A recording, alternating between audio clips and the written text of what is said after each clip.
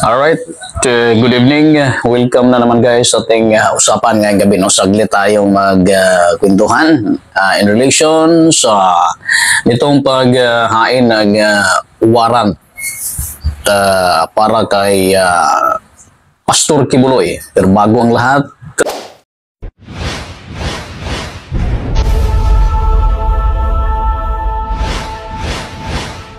magandang gabi at sana naman ay nasa mabuting kalagayan ang lahat ng ating mga kababayan ngayong gabi guys. Okay? So sa mga di pa nakapag-subscribe, please subscribe naman po sa ating YouTube channel, ang Gym5 TV, at huwag niyo kalimutan i-click yung ating notification bell para ngayon pag mayroon tayong upload ay automatic na manonotify kayo. Alright. So ito na ngayon, no? Meron ng isinerve na warrant of arrest ang NBI 11, no? Para doon kay Pastor Kibuloy guys, doon sa kanyang tinatawag na Kingdom of Jesus Christ. So ayun nga, no?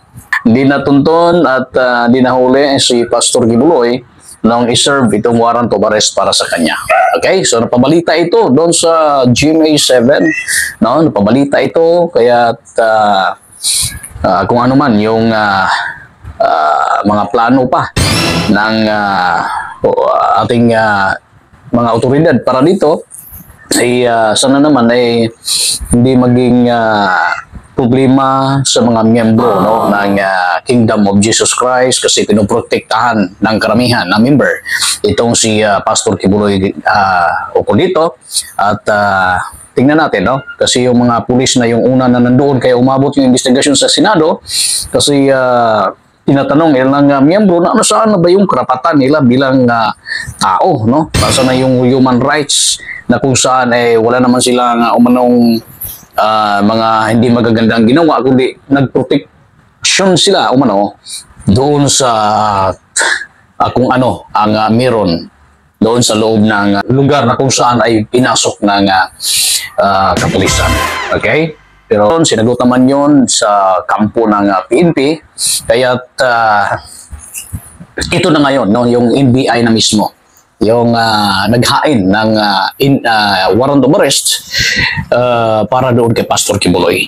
At ito guys, no, kung pakinggan natin yung mula mismo, no, sa GMA 7, ang arena ng KOJC, at ang nag-read ang NBI 11. Okay? So para ma-serve yung warrant of arrest para kay Pastor Kibuloy, at ito, no, pakinggan natin ang report tungkol dyan mula sa kay Ma'am Mel ng GMA 7. Jesus Christ sa Davao City, laban kay Pastor, kinang warrant of arrest ang NBI Region 11. Sa arena naghain ng warrant of arrest ang NBI Region 11. Sa arena ng Kingdom of Jesus Christ sa Davao City, laban kay Pastor Apollo Kibuloy. Ayan, no? Tinanggap na abogado ng KOJC. Ayan, yun ang maganda, no? Walang mukhang walang gulo dito, diba? Napakinggan natin na walang gulo at maganda yung pagka-serve at pagpasok ng taga-NBI guys dito, no? Walang issue para dito. Walang issue para dito. Tinanggap ng abogado sa kampo ni Pastor Kibuloy ang warrant. Arrest warrant mula sa Pasig City at Quezon City RTC at ang contempt warrant ng Senado. Inalugkog ng mga otoridad ang mahigit 4 na hektaryang dome, pati ang underground dito. Pero hindi nakita roon ng NBI si Kibuloy. Nakapalibot noon sa compound ang ilang miyembro ng KOJC. Naging mapayapa ang pagsisilbi ng warrant. Yun. No, mapayapa. So, maganda, no? Maganda guys ang ganitong usapin at resulta. Kasi kahit anong paman, yun nga, no? As Pilipino, dapat hindi madamay kung ano man yung problema ng dalawang partido, no? Sa doon sa part ng ating government at saka dito kay Pastor Kibuloy, no? So, alam naman natin na napakahaba na ang usapan. Maraming mga allegations against Pastor Kibuloy at ayun ang naging dahilan Kaya nagtatago itong si Pastor Kibuloy, guys. At ano kaya ang kinatatakutan nito? Ayun nga, karapatan din niya ang manahimik at karapatan din niya ng sa kanya naman yan, no? Pero meron ng mga ilang nanawagan na lumutang siya para linisin yung kanyang pangalan at maipakita sa taong bayan kung talagang totoo ba yung mga allegations against sa kanya.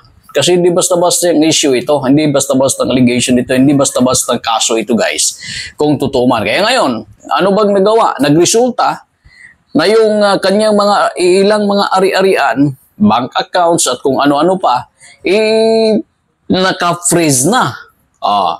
Naka-freeze na, guys, ha? Meaning, dyan na yan. Hindi maaaring galawin, no? Unless kung ito ay babawiin na ng ang freeze order na ito, no? So, kasama na yung mga bank accounts at mga ari-arian at ang kumpanya, no, sa likod ng KOJC. Ito ba? Ito, guys, tingnan natin kung ano pa ba ang iba pa na isama dito sa freeze order na ito doon sa kampo, no, ni Pastor Kibuloy. Pakinggan natin, no, kung ano pa ba. Kasi dito ako mas komportabling magkuha, no, ng update dito sa GMA7, no. Saludo tayo dyan sa ating mga kasamahan sa industriya sa larangan ng pagbabalita, guys, no. Ayan, titingnan at pakinggan natin. Pastor Apollo Kibuloy na nahaharap sa patong-patong. Tukoy na ng PNP kung saan nagtatago si Pastor Apollo Kibuloy na nahaharap sa patong-patong na kaso. Posibleng malimita rin ang galaw niya ngayong inisyuhan ng freeze order ng Court of Appeals ang kanyang mga bank account at ari-arian. Nakatutok si Salima Refra. Ayan, ha. Hindi muna magagalaw ni Kingdom of Jesus Christ founder Pastor Apollo Kibuloy ang kanyang mga bank account o maibebenta ang mga ari-arian. Kasunod yan, inilabas na freeze order ng Court of Appeals. Yung basihan po nung freeze order ay yung dalawang sets ng kaso. Yung isang set ay nakabinbin po sa US, sa Amerika. At yung mga kaso po naman na nakabinbin dito ay yung qualified trafficking in persons as well as child abuse. At the end of this all, ang gusto kasi natin ay makita natin ang money trail dun sa mga illegal na ginagawa ng pastor. Sakop ng freeze order ang 10 bank account ni Pastor Kibuloy. Gayon din ang 7 real properties, 5 vehicles at 1 aircraft. Pati na ang... Yun. So, napakarami, no? Bank accounts, ano pa yung, pati yung isang aircraft. Talagang napakayaman ito si Pastor Kibuloy, no? Hindi basta-basta ang yaman ito, guys, kundi talagang pambihira ang makakapag-acquire ng ganito kadaming yaman na isang tao, no? Ito pa, meron pagkarugtong kung ano pa yung mga pag-aari ni Pastor Kibuloy na naka-freeze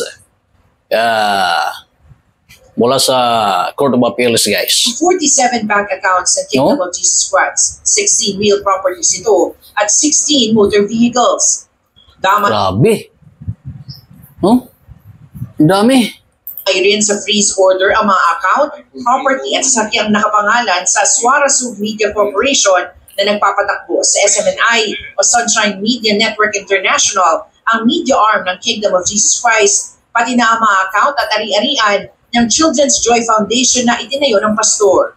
May freeze order din sa mga kapwa-akusado ni Kibuloy sa mga kasong sex trafficking, fraud, conspiracy, bulk cash smuggling at money laundering sa Amerika. Pati na sa mga kapwa-akusado niya sa mga kasong qualified human trafficking. Ayun, no? Narinig nyo ba, guys? Hindi basta-basta ang freeze order ito. Halos lahat, no? Damay-damay na. At child and sexual abuse dito sa Pilipinas. effective immediately ang freeze order at may visa ito ng 20 araw. Sa loob ng 20 araw, 20, meaning 20 days lang ito guys, no? So after 20 days, maaaring ito ay gawa na naman ng panibagong extension kasi after 20 days yung ang order, so posible na mawawala ng visa ito after 21st day, no? Ika 21 day. na ito, magtatakda ang Court of Appeals ng summary hearing para desisyonan kung i-extend ba ang freeze order na maaaring umabot ng pinakamatagal na 6 na buwan. Ayun. So after 21 days, 20 days, kasi 20 araw, so ayun nga, yung sinabi natin kanina, posible na i-extend ito ng Court of Appeal or babawiin na. So, depende na lang sa takbo pa guys ng investigation dito. Okay? Kaya sana naman, no, mabigyan ng tama at patas na investigation. Anyways, sumasagot naman yung kampo ni Kibuloy Ocol dito. Pero, ayun nga, mismo si Pastor Kibuloy ay hindi pa matuntun kung saan. Andyan pa ba yan ngayon? Dito pa ba kaya yun sa Pilipinas? Di ba, meron nga yung iba, meron ng mga reaksyon na baka wala na. Pero sabi naman ng ilan, andito lang yun, no? Andito lang yun, nagtatago at hindi lang matunto ng ating mga otoridad. Okay? Kaya kung ano man yung resulta nito guys sa darating na araw, sana naman again ay walang mga tao na kung saan ay madadamay at magresulta ng hindi maganda na pagyayari. Lalong-lalo na ngayon na meron ng kautusan, meron ng arrest warrant para sa kanya at sana naman ay sa kanya din yun, no? Pero mas maigi sana na mag-surrender na siya kaysa abutin pa ng siya mismo ang mahuli, no? Pero nasa kanila naman yun kung ano yung kanilang opinion at stand ko dito.